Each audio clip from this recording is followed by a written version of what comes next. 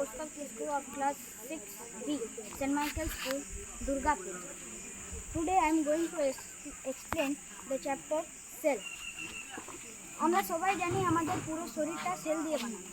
আমরা আজকে যেমন কি আমরা সবাই জানি আমাদের পুরো শরীরটা সেল দিয়ে বানানো। আজকে আমরা সেলের ব্যাপারে আরেকটু বেশি জানব। সেলটা আমার পুরো শরীরে ভর্তি। এই সেল দিয়ে আমার পুরো শরীরটা বানানো।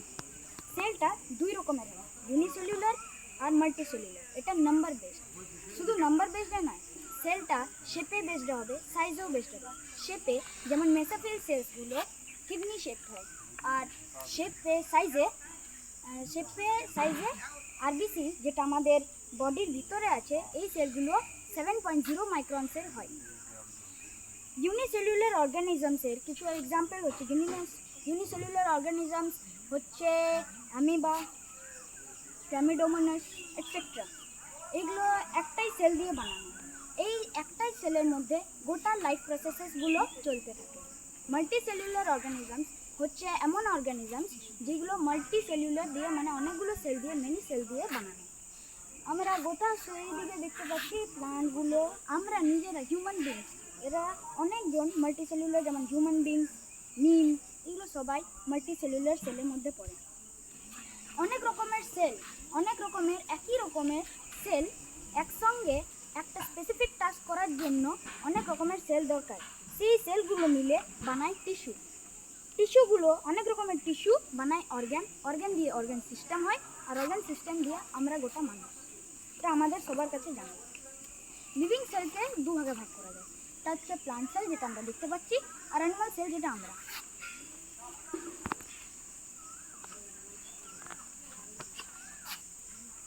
হচ্ছে অ্যানিমাল সেলের স্ট্রাকচার যেটা আমি ড্র করেছি। সেল মেমব্রান, গোলজি কমপ্লেক্স, নিউক্লিওলাস, এগুলো হচ্ছে কিছু কমন প্লাস্টিক্স যেগুলো আমাদের সেলের মধ্যে পাওয়া যায়। এন্ডোপ্লাজমিক রেটিকুলাম, সাইটোপ্লাজম, মাইটোকন্ড্রিয়া, শুধু লাইসোজোমস, সেন্ট্রিওলস, এগুলো কিছু স্পেসিফিক প্লাস্টিক্স যেটা শুধু হিউম্যান সেলস বা অ্যানিমাল সেলসে থাকে।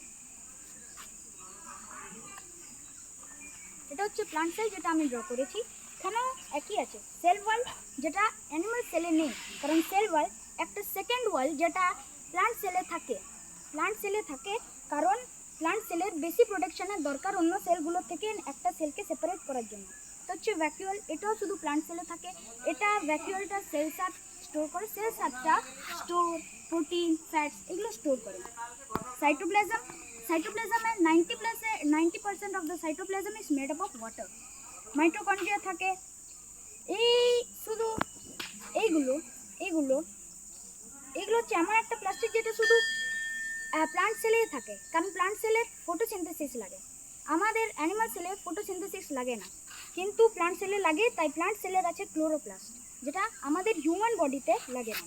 নিউক্লিয়াস থাকে, নিউক্লিওলাস হচ্ছে এমন একটা পার্ট অফ দ্য সেল যেটাকে বলা হয় control sector of the cell, কারণ এই পার্টটাই গোটা সেলের পুরো যত অ্যাক্টিভিটি চলছে সব কন্ট্রোল করে। এটা এন্ডোপ্লাজমিক রেটিকুলাম, এটা হচ্ছে গোলজি কমপ্লেক্স। এখানটা আমি একটা টেবিল বানিয়েছি, এখানে লেখা আছে সেল স্ট্রাকচার মানে এখানটা এমন জিনিস আছে যেগুলো সেলে থাকে। প্লান্ট সেলে থাকে কি না, অ্যানিমাল সেলে থাকে কি না। সেল ওয়াল, যেমন কি আমি আগে থেকে বলে দিয়েছি, সেল ওয়ালটা প্লান্ট সেলে থাকে, অ্যানিমাল সেলে থাকে না। নিউক্লিয়াস দুটোতেই থাকবে। প্লাস্টিক প্রেজেন্ট থাকবে, অ্যাবসেন্ট থাকবে। প্লান্ট সেলে প্লাস্টিক্স থাকবে, অ্যানিমাল সেলে থাকবে না। সেন্ট্রিওলস শুধু অ্যানিমাল সেলসে থাকবে। লাইসোজোমস অ্যানিমাল সেলসে থাকবে, প্লান্ট সেলে থাকবে না। গোলজি কমপ্লেক্স দুটোতেই থাকবে।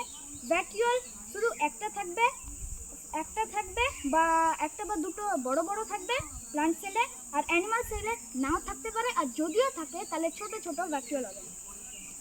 এন্ডোপ্লাজমিক রেটিকুলাম দুটোতেই প্রেজেন্ট,